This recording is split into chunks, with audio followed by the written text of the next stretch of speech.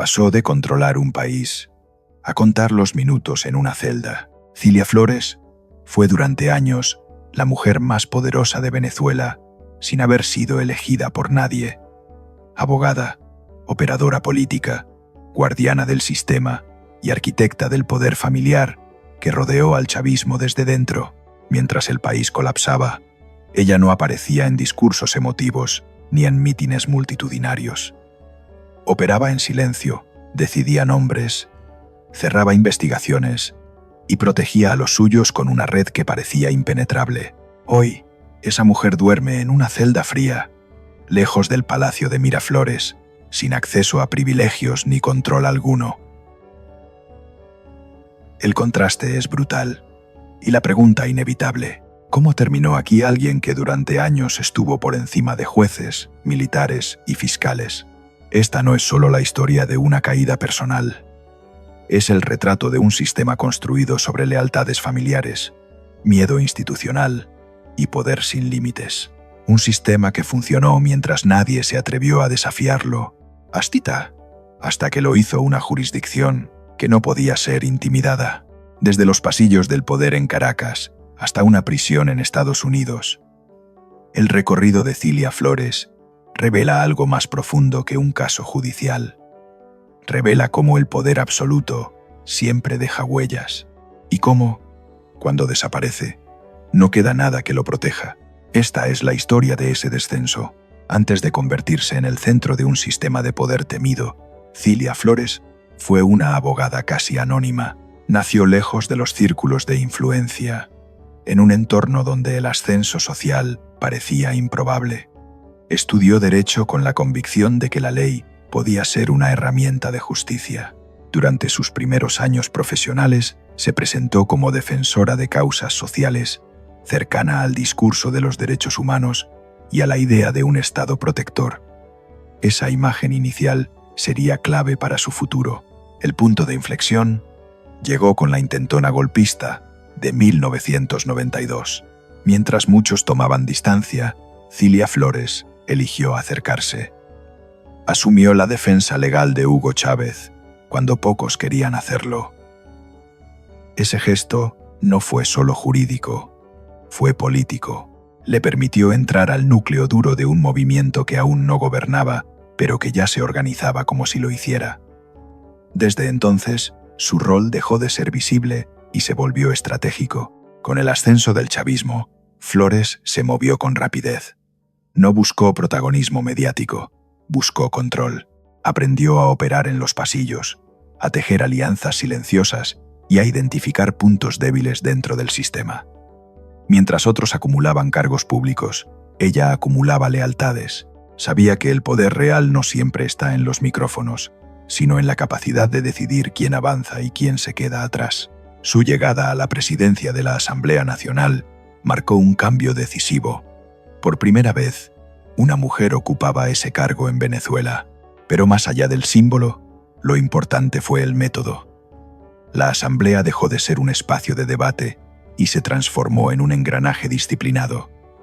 Las decisiones se tomaban a puerta cerrada. La oposición era neutralizada mediante procedimientos formales. Todo era legal en apariencia. Todo estaba controlado en la práctica. Ese control no se limitó a la política. Cilia Flores comenzó a construir algo más ambicioso, un sistema familiar incrustado en el Estado. La prensa lo bautizó con ironía como floristeria. Decenas de parientes ocuparon cargos públicos, recibieron sueldos y manejaron presupuestos. Cuando fue cuestionada, Flores no negó los hechos, los defendió. Dijo sentirse orgullosa de ayudar a los suyos.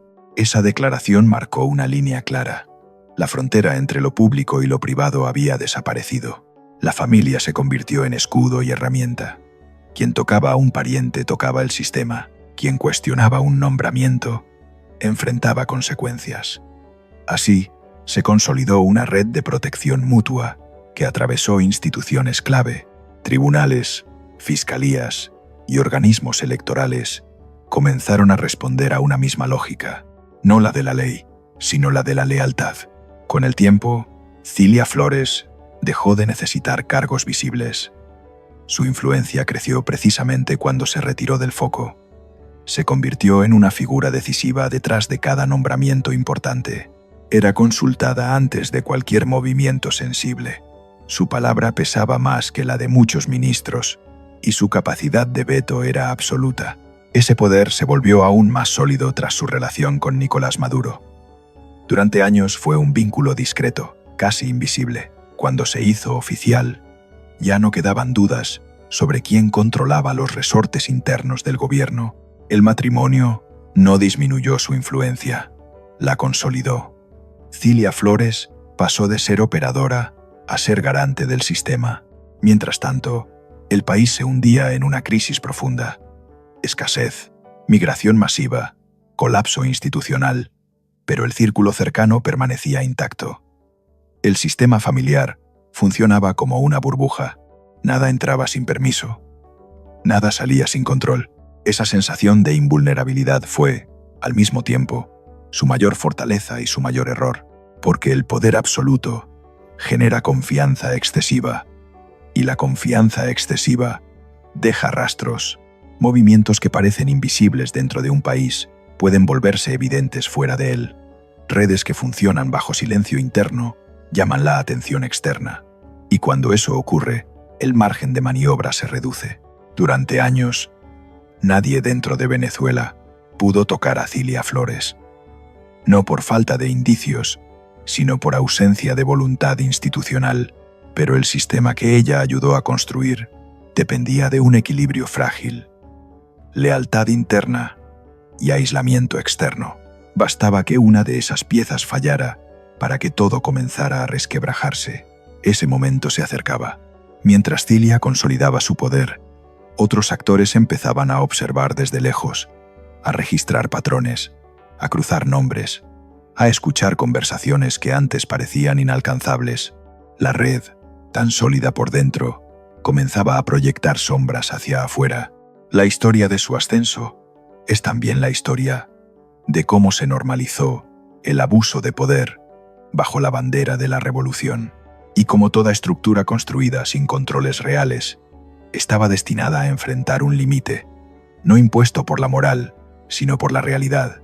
Ese límite estaba a punto de aparecer, y cuando lo hiciera, no habría discurso ni lealtad familiar capaz de detenerlo, porque el sistema que protege en silencio también cae en silencio, y ese silencio ya comenzaba a romperse.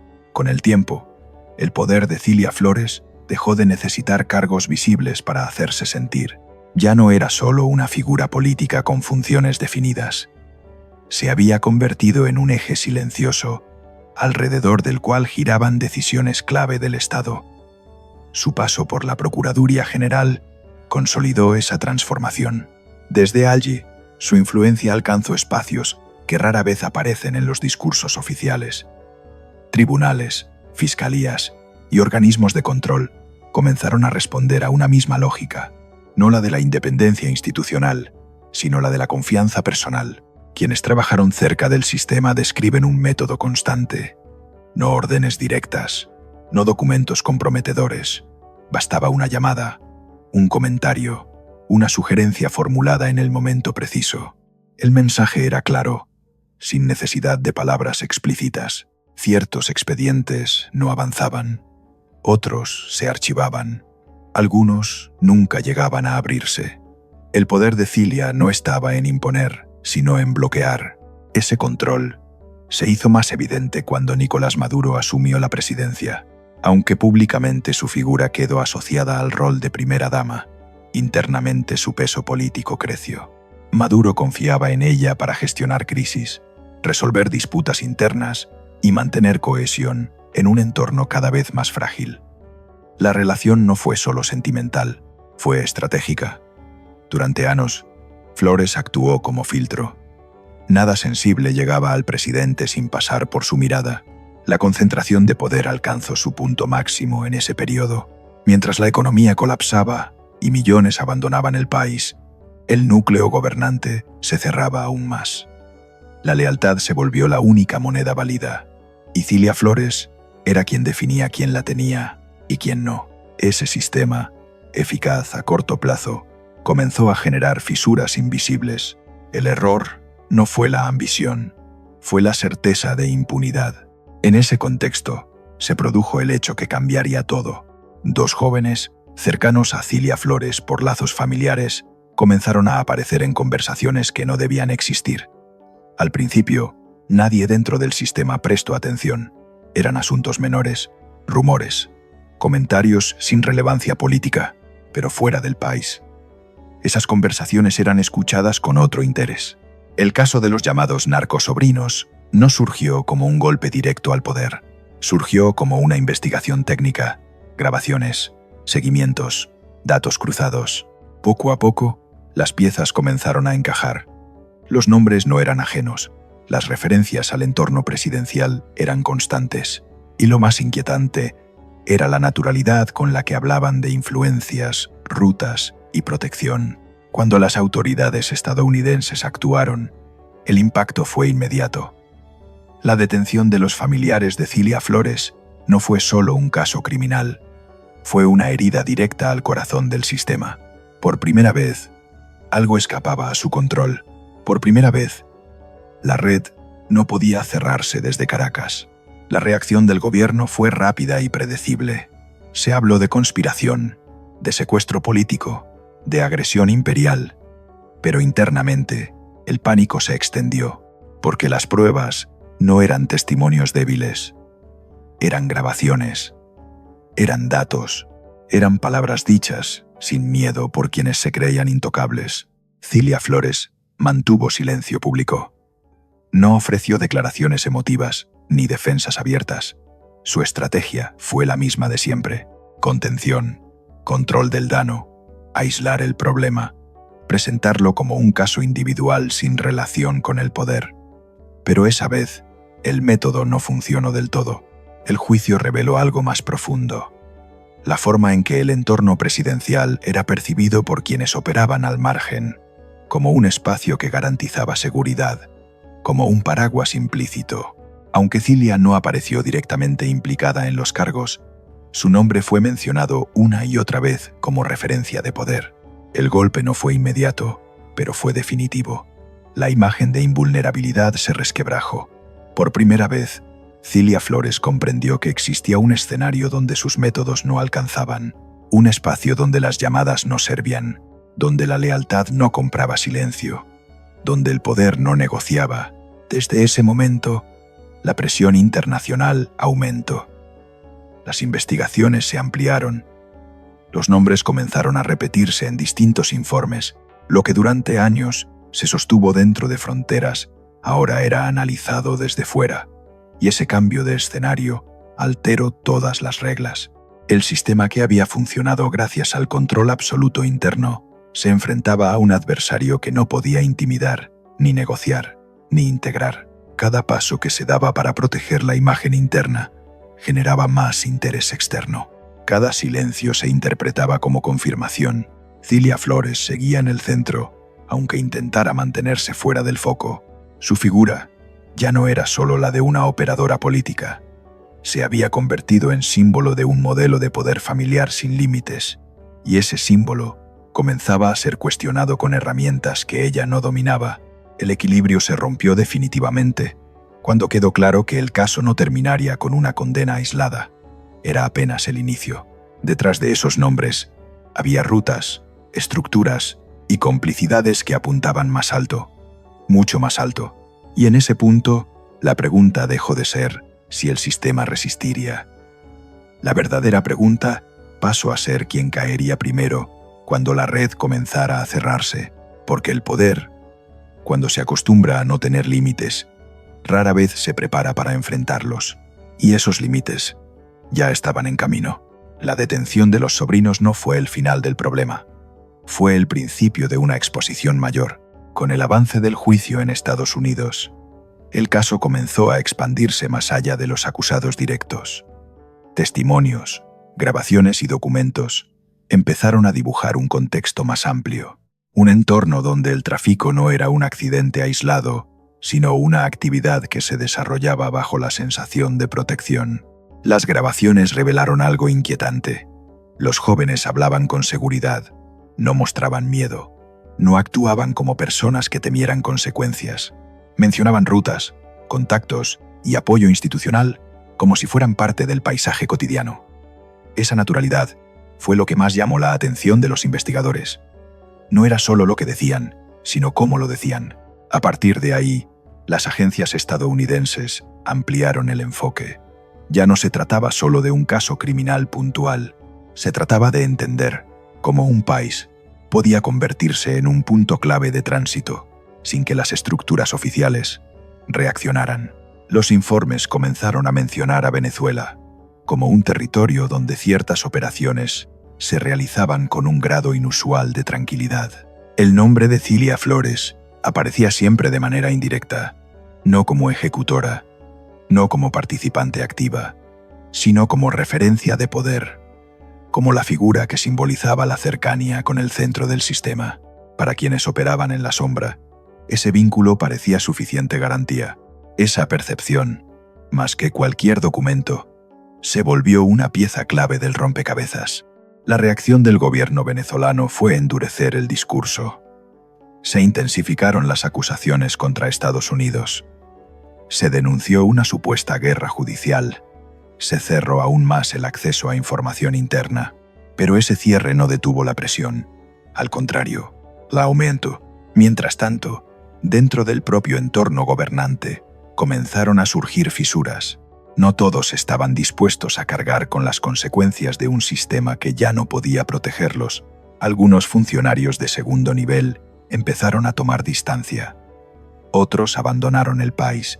El silencio dejó de ser sólido. Se volvió fragmentado.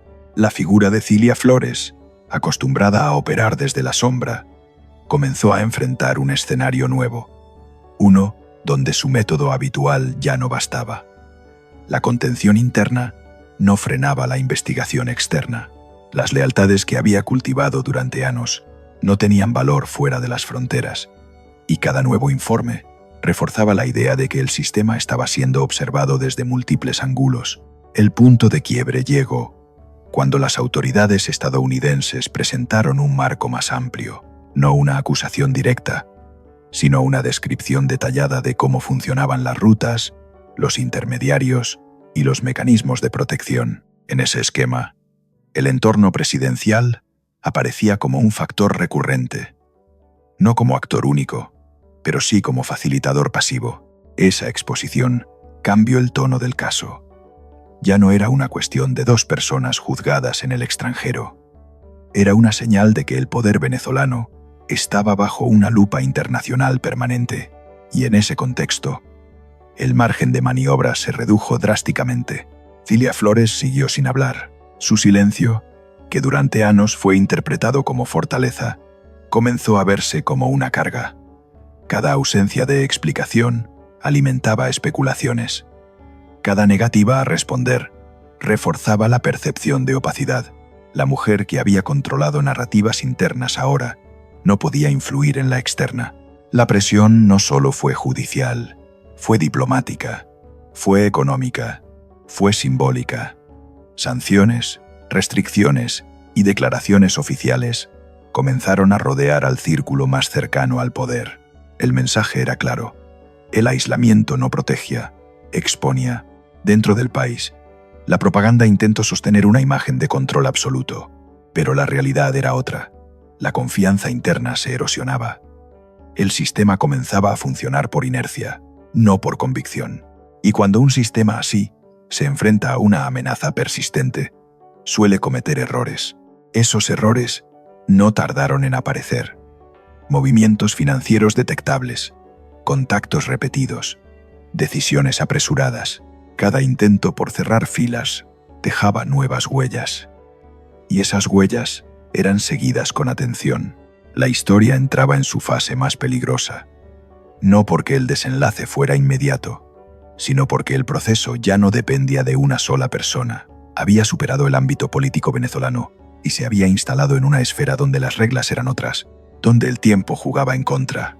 Cilia Flores había construido su poder sobre el control interno y la lealtad familiar, pero ahora enfrentaba un escenario donde ninguna de esas herramientas servía. La red que durante años funcionó sin fricciones comenzaba a tensarse desde fuera. Lo que vendría después no sería una negociación ni un acuerdo silencioso. Sería una confrontación directa con un sistema que no responde a presiones personales. Y en ese punto, el descenso ya no podía detenerse. La pregunta que quedaba era hasta dónde llegaría y quién estaría dispuesto a hablar cuando el silencio dejara de ser una opción segura. Eso es lo que se revelaría en el siguiente tramo. Cuando el caso cruzó definitivamente el umbral judicial internacional, ya no había marcha atrás. Lo que comenzó como una investigación indirecta se transformó en una acusación estructural. Las autoridades estadounidenses presentaron un panorama que iba mucho más allá de individuos concretos. Hablaron de redes, de rutas sostenidas en el tiempo y de una protección implícita que no necesitaba órdenes escritas.